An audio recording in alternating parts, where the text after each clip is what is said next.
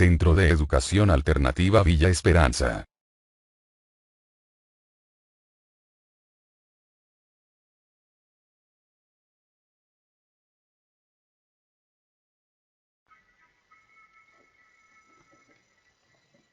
Bienvenido a la clase de biología. Hoy aprenderemos la teoría celular parte 1.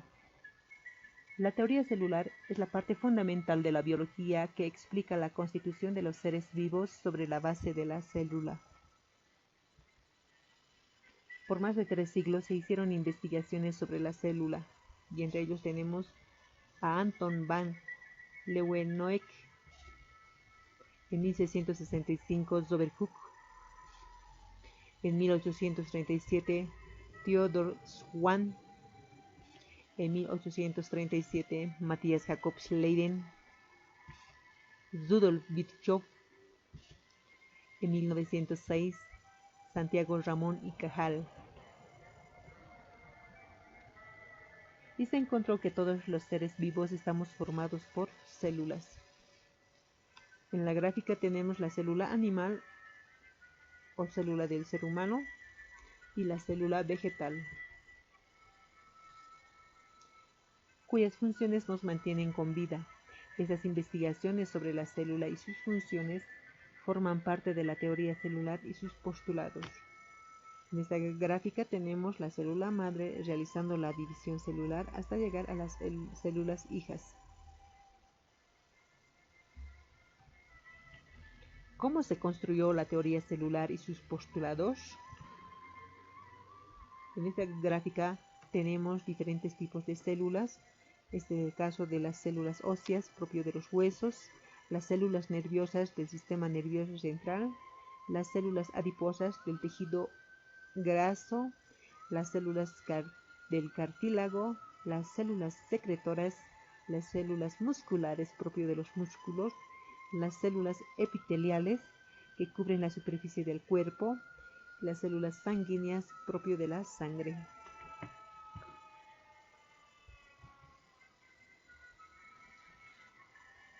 Empezó con las primeras observaciones de las células el siglo XVII, cuando Anton van Leeuwenhoek construyó el primer microscopio.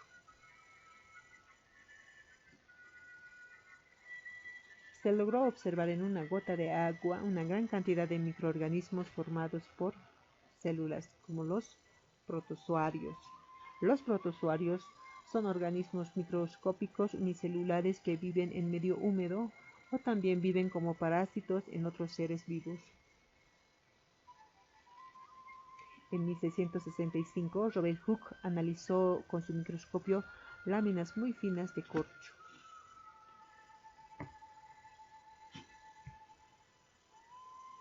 Se observa que en este material estaba formado por un retículo de pequeñas celdas en las que denominó células.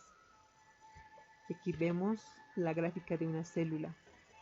Se podría decir que la célula es la unidad más pequeña que puede vivir por sí sola y que forma todos los organismos vivos y los tejidos del cuerpo. Tiempo después, durante la primera mitad del siglo XIX, los avances tecnológicos en los microscopios, el uso de técnicas de tinción que aumentó el contraste de las preparaciones de los tejidos.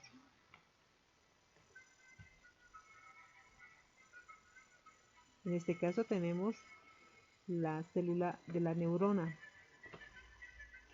Se podría decir que es una célula del sistema nervioso central que posee la capacidad de recibir, de codificar información en forma de señales eléctricas y químicas, transmitiéndose de unas en otras.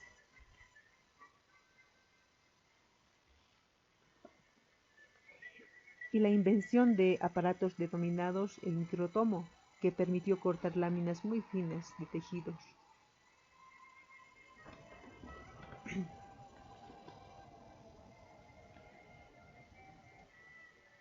Estos condujeron también a descubrir estructuras celulares y sus funciones y con ellos a formular lo que es hoy en día la teoría celular. Tenemos 3 tipos de células: las células procariotas de las bacterias, la célula animal y la célula vegetal. En 1837 la teoría fue precisada por Matthias Jacob y Theodor Schwann.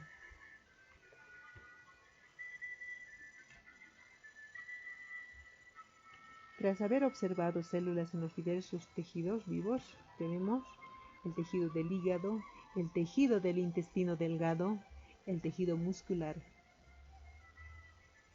Y en 1855 se presentó una polémica acerca del origen de las células y mediante experimentos se descartó la generación espontánea.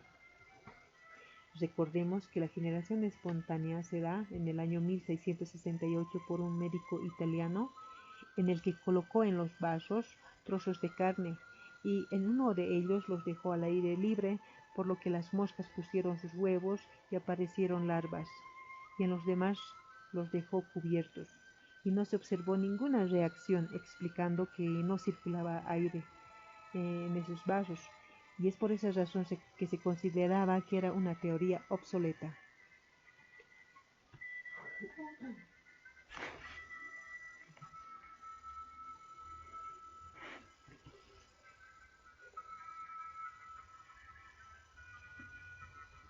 En 1855, poco después, Rudolf Virchow observó a las células dividirse para formar otras y esto fue incorporado a la teoría celular. En este caso tenemos las divisiones celulares, mitosis y meiosis. ¿Cuál es la gran diferencia? Que la mitosis, a través de las células madres, van realizando la división celular hasta obtener las dos células hijas, que tienen que ser idénticas, mitosis. La meiosis, a partir de la célula madre, realizan la división celular y las 4 hijas son células con genes diferentes.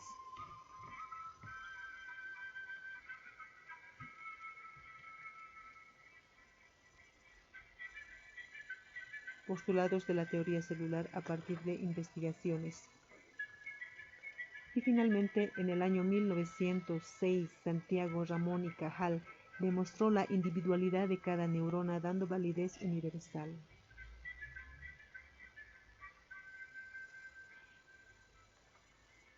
Postulados. Los postulados a partir de la teoría celular. 1. La célula es la estructura que conforma a todos los seres vivos, desde microorganismos hasta plantas, animales y pluricelulares. Observamos la estructura del ser vivo, del animal, vegetal y de las bacterias. Segundo postulado. En cada célula ocurren funciones por medio de las cuales se mantiene la vida. Gracias a esta célula realiza la función de nutrición, de reproducción y de relación con el medio.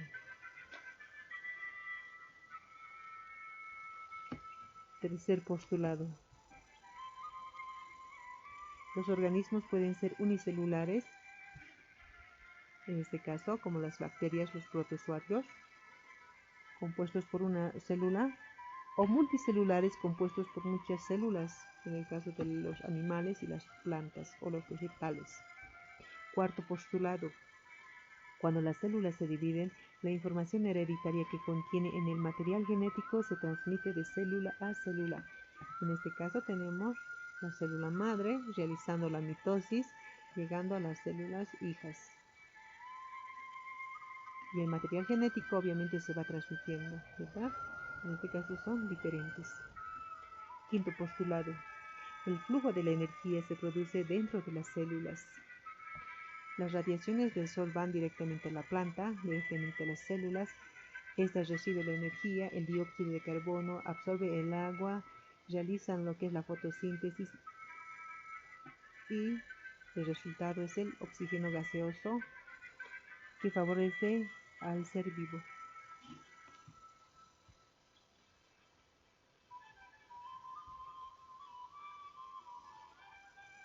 Sexto postulado. Todas las células tienen básicamente la misma composición, Finalmente, la teoría destaca que todos los seres organismos de células pueden proceder de otras, es decir, que son capaces de reproducirse. La célula animal, la célula vegetal.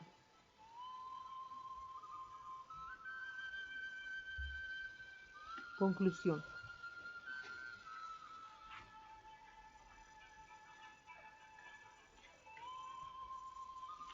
Las diversas investigaciones realizadas sobre la célula, principalmente a través del microscopio, dieron lugar a la teoría celular.